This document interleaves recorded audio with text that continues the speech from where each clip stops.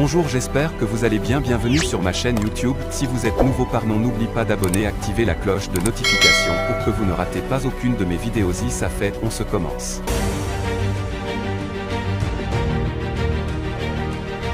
La démarche sereine, le regard scrutant l'horizon avec clarté, le nez au vent respirant l'air de la liberté, la parole rare et les actes qui parlent, sans absolument rien d'ostentatoire.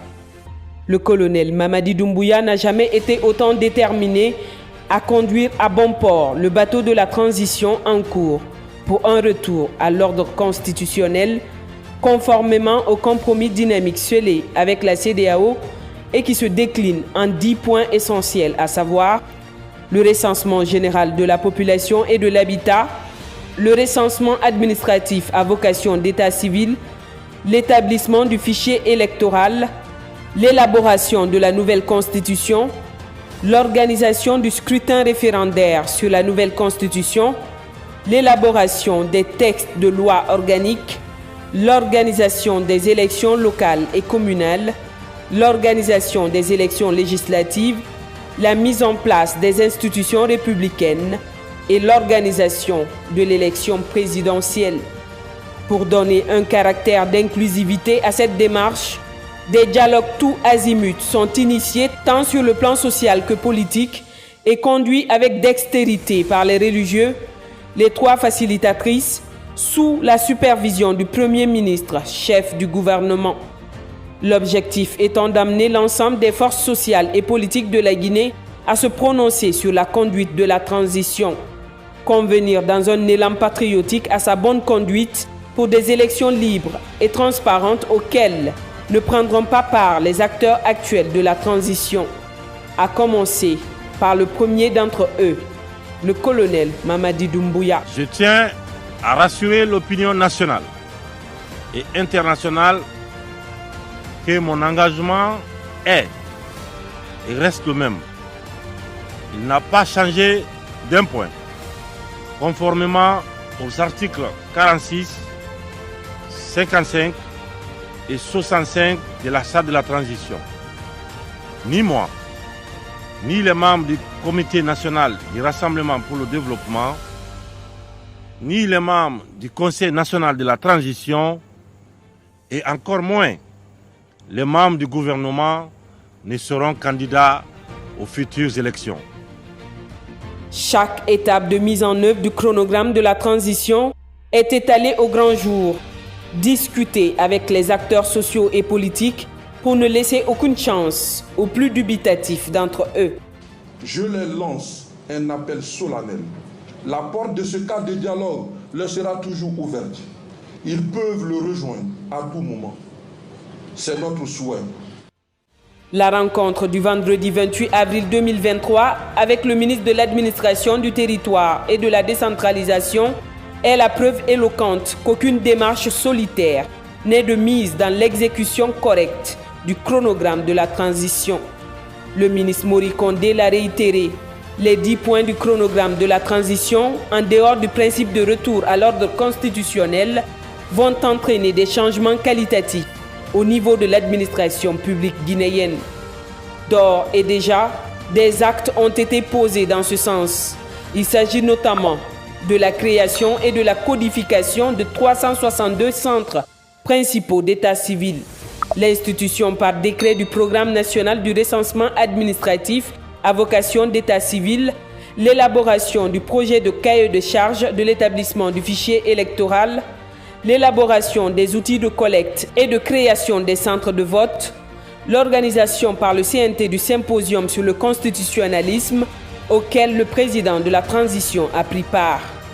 Au cours de sa prise de parole, ce dernier a réitéré son appel pour l'élaboration d'une constitution juste, adaptée, intemporelle, impersonnelle et qui tienne compte des réalités guinéennes. Faisant le parallèle avec l'ancienne constitution, en référence aux erreurs du passé, le colonel Mamadi Doumbouya a en substance rappelé toutes les dérives qui ont découlé de son interprétation, de son instrumentalisation et de son érosion au profit des dirigeants. Lors de ce symposium, le président de la transition a interpellé les conseillers du CNT sur la lourde tâche qui leur incombe face au peuple de Guinée et à l'histoire. Il s'agit, dira-t-il, d'élaborer un texte qui résistera au temps et aux hommes, qui sera soumis au peuple de Guinée par le biais d'un référendum. Je voudrais réitérer encore une fois à nos concitoyens l'importance de la Constitution. Et vous le savez très bien, une Constitution mal ficelée nous amène à reprendre, et nous ne voulons plus reprendre les transitions parce que nous savons très bien que nos pays ont besoin, bien entendu, de la culture, pas que des périodes transitoires en permanence. Donc je voudrais ici que la transition, qu'il y ait question aujourd'hui de constitution, qu'on puisse réfléchir, bien sûr, mettre en place une constitution forte, une constitution adaptée à nos besoins. Le retour à l'ordre constitutionnel aussi bien souhaité et attendu par le CNRD n'a pas de prix, mais il a un coût. Il s'agit du coût d'un vaste chantier démocratique, le coût de couronnement des efforts inlassables abattus par un homme au bénéfice de son pays dont il se veut la cape protectrice, le colonel Mamadi Doumbouya. Parallèlement au déroulement de ce chronogramme, le chef de l'État impulse d'énormes chantiers infrastructurels, aussi bien dans la capitale Conakry qu'à l'intérieur du pays. La voirie urbaine de Kaloum, les principales artères publiques qui font peau de beauté neuve, les routes transversales, celles secondaires dans la banlieue de la capitale ne sont pas en reste. Même les 4 vieux ponts métalliques historiques de Tanene vont devoir être remplacés dans les mois à venir par le pont unique qui prend déjà pied sur le fleuve Concouré. Des préfectures à l'intérieur du pays dont le sort semblait être gouverné par la zemblanité et qui ne savaient plus à quel saint se vouer, verront certaines pour la première fois depuis leur création des kilomètres de routes bitumées.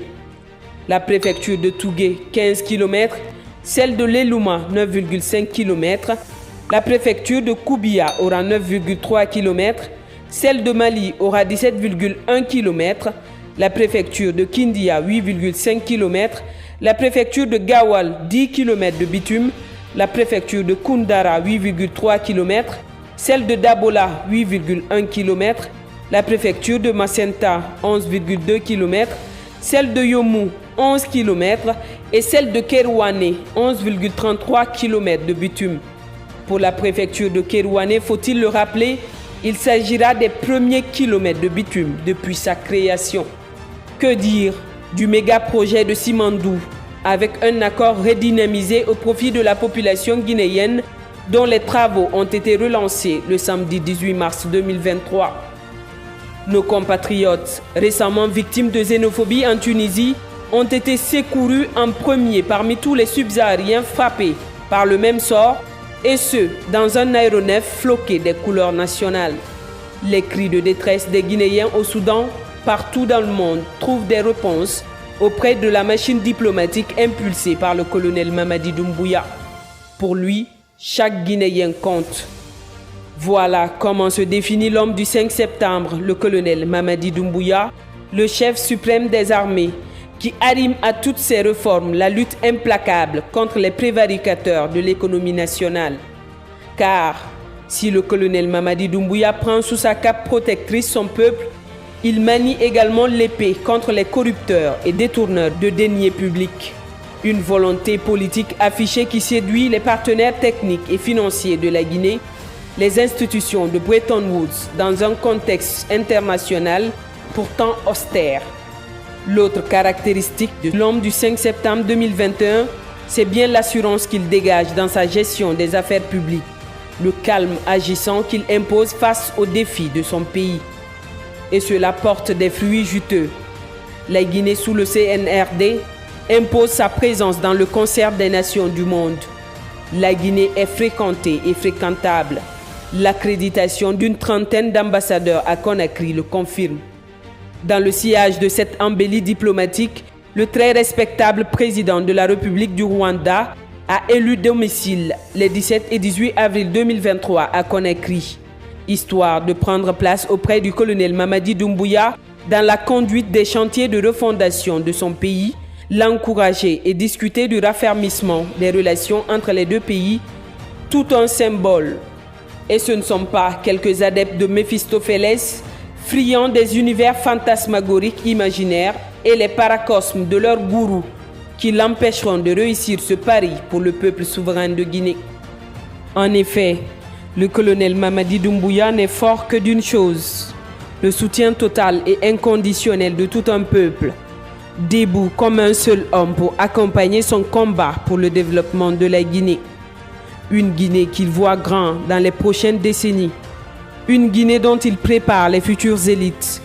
Une Guinée unie avec de nouveaux Guinéens à l'image de ses filles et fils du Prytanée militaire de Guinée, premier du genre. Voilà ce qui définit un chef d'État et s'appelle être investi de la souveraineté populaire.